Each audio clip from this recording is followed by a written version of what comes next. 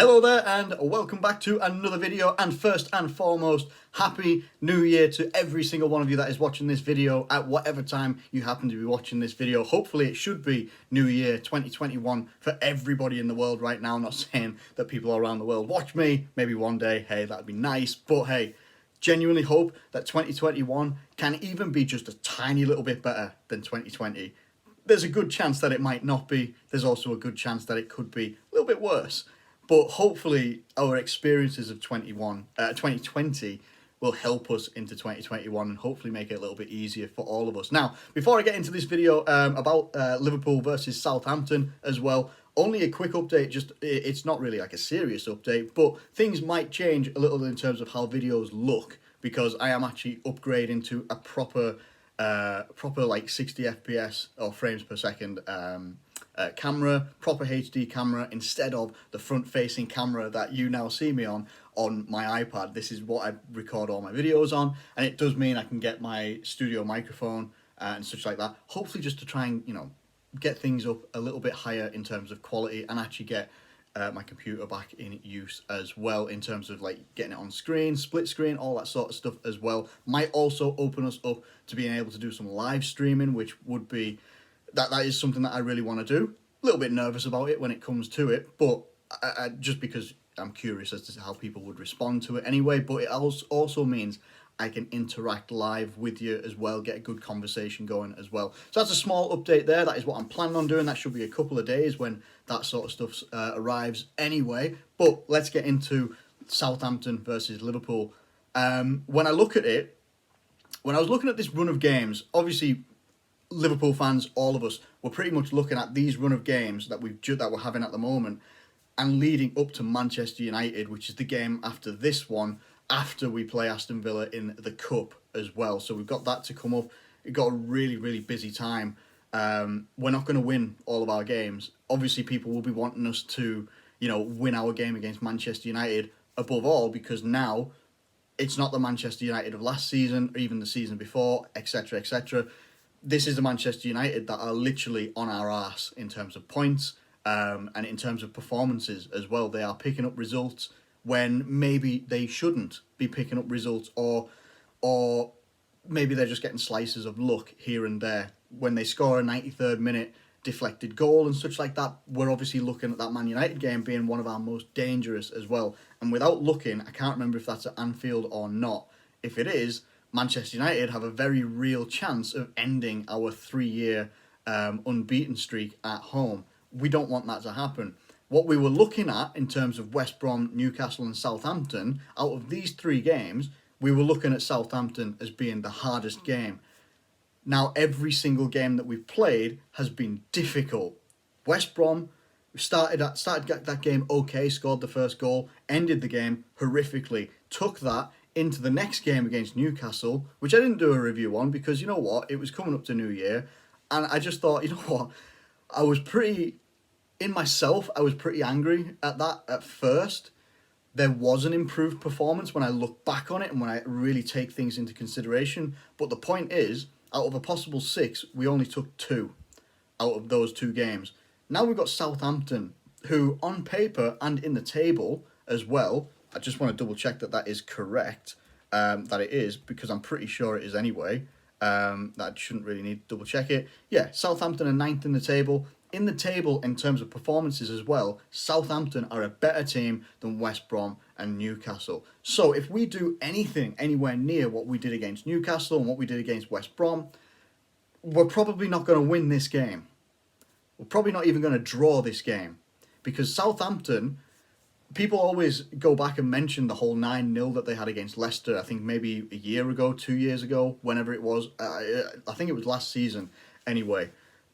You can take that away and put it to the side now, because Ralph Hasenhüttl has done a fantastic job at Southampton. He's done a brilliant job. You know, he's revitalised the likes of Theo Walcott. You know, Walcott, who everyone was looking at, like, once he left Arsenal, went to Everton, didn't really perform there, didn't really get the chances to, in my opinion, either. Now he's coming into Southampton, and he's getting more chances. He's actually scoring the odd couple of goals here or there. He's got some good performances under his belt as well. They're a dangerous team for us to come up against, a really dangerous team for us to come up against, and I'm not looking forward to playing against them. Now, they can have the odd off day, but what they will have faith in or belief in is the fact that if we are struggling to score goals, we're struggling to break teams down, and we can get caught on the counter-attack.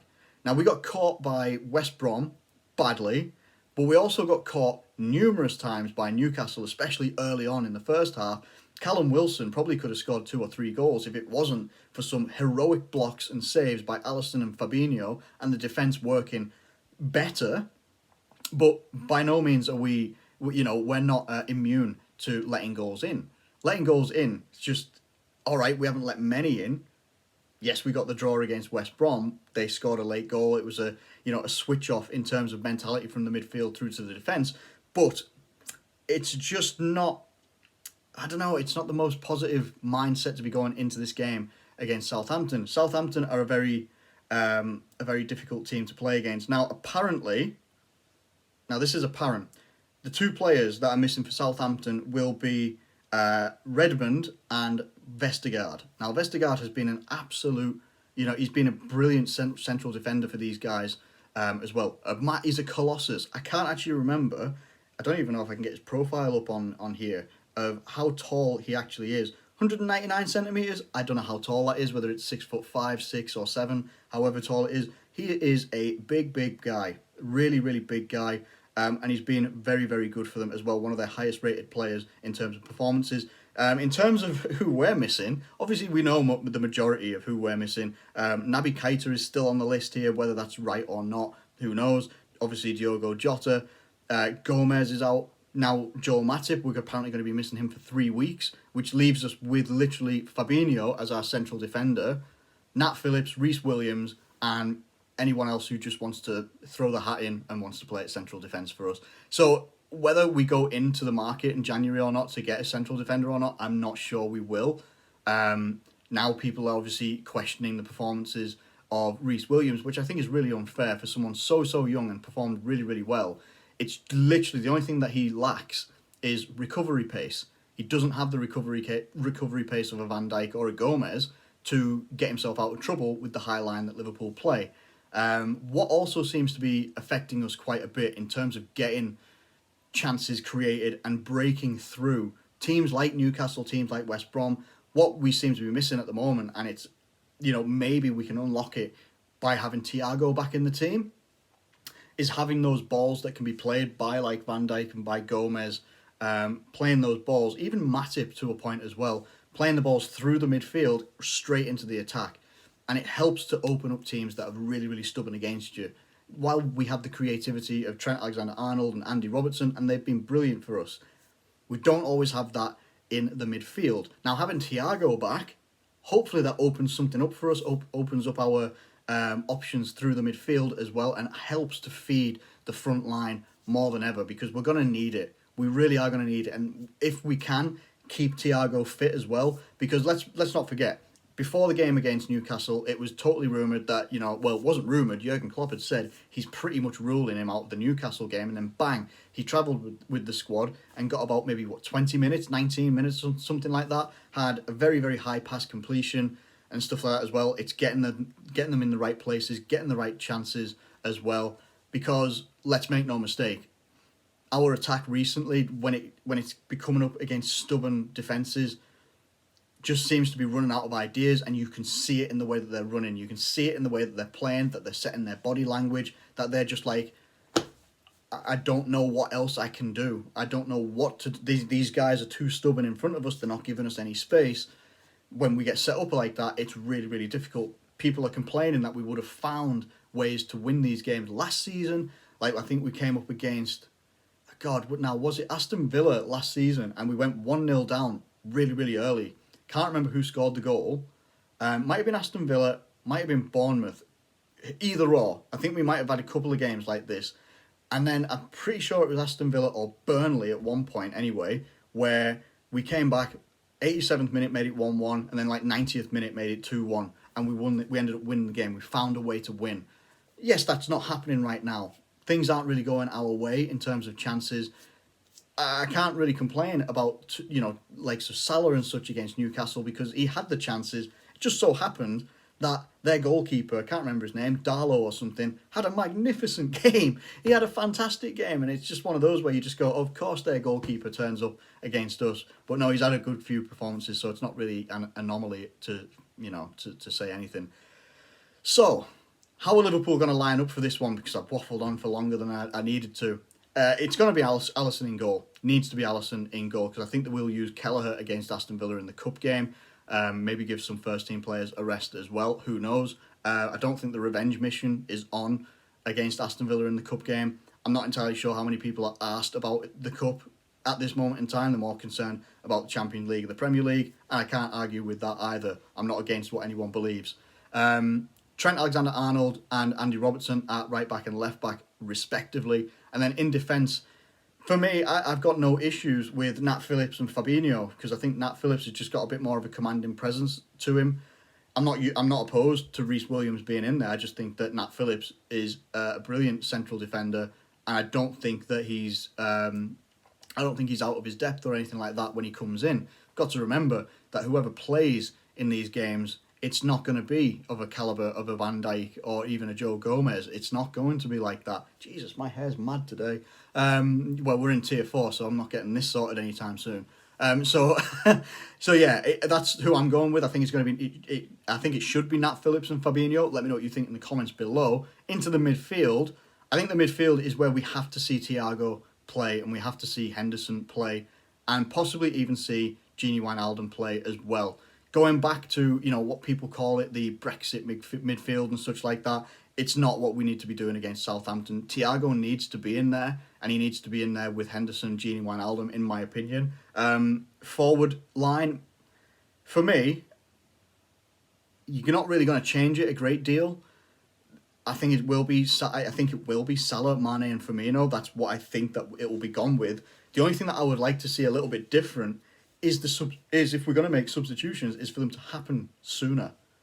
I'm still a little bit, I don't know, miffed is probably the best word I can come up with without swearing. But I like when I see Xherdan Shaqiri coming on for 5-10 minutes max, if that, and I'm like, Shaqiri's a guy alongside Thiago who can find passes that no one else can find.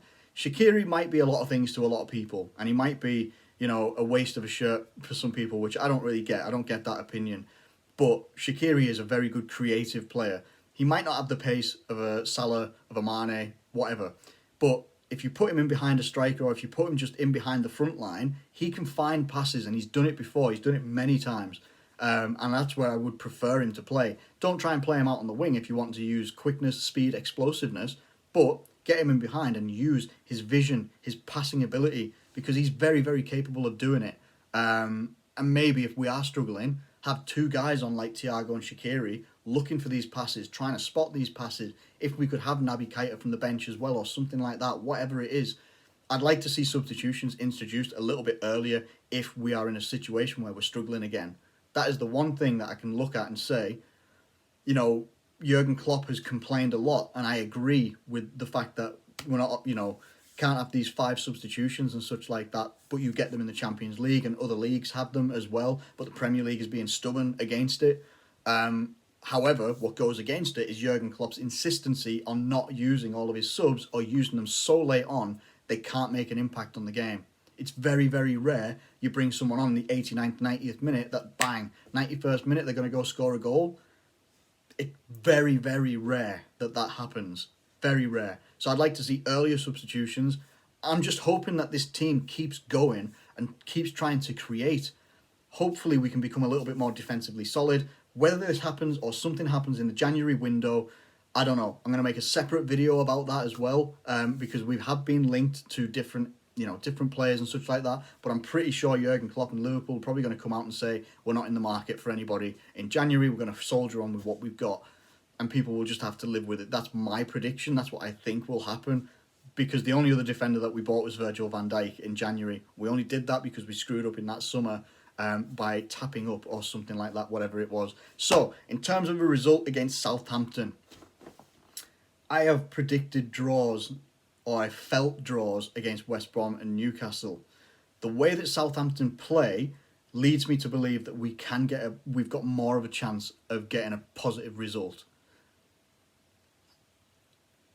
I'm going to go for a 2-1 Liverpool victory in this game. And if I tell you truly what I'm feeling, that is what is coming out, is a 2-1. 2-1 is what I feel. Whether we score the first goal or not entirely sure. But I just feel that we will get a 2-1 victory in this game. And hopefully it can push us on. Whatever happens in the FA Cup, we'll talk about that in another video. But it's got to lead into getting a result here. You know, on the day that I'm recording this, I'm pretty sure Man United play someone, obviously. I think they actually play Aston Villa tonight. Because I'm recording this like 3 days ahead of time. You know, the likes of Everton are playing West Ham. There's loads of games before ours on Monday. So teams could be on us. We might not be top of the table. We don't know what's going to happen. So we need to make sure that, you know, while we do what we did well last year, being the guys that were leading from the front so far that the title race was practically over by November, this time we're going to have to fight. Now, when we've had to fight in the past and we had narrow leads over Man City and then got overtaken by them, we never recovered those leads. You know, we never got them back. So all I'm worried about is whether Liverpool can sustain what we're doing right now with all the injuries that keep piling up, that keep happening. It never seems to be a game goes by where someone's not going down. It's like, oh, they've got a knock, they've got an injury, they pulled this, they've done that, they're out for 2 weeks, this, that, and the other. Eventually, this is going to start to, if that keeps happening, it's just we will be fighting for top 4. And with how tight it is this season, it's not really a fight that I want to be involved in. I want to be involved in the fight for the first place. But we just got to take what we can get right now. 2-1 is what I'm going for against Southampton. Let me know what you think in the comments below about this one. Oh yeah, I forgot we're going to be facing Danny Ings and that as well. Great. So anyway, yeah, 2-1 is what I'm going for. I'm going to try and be confident in this one. Let me know what you think in the comments below. Thank you ever so much for watching this video. I hope you have enjoyed it. If you have, please do like it and subscribe if you're new around here. Thank you once again. Please do have a good day and take care of yourself, and I'll catch you later.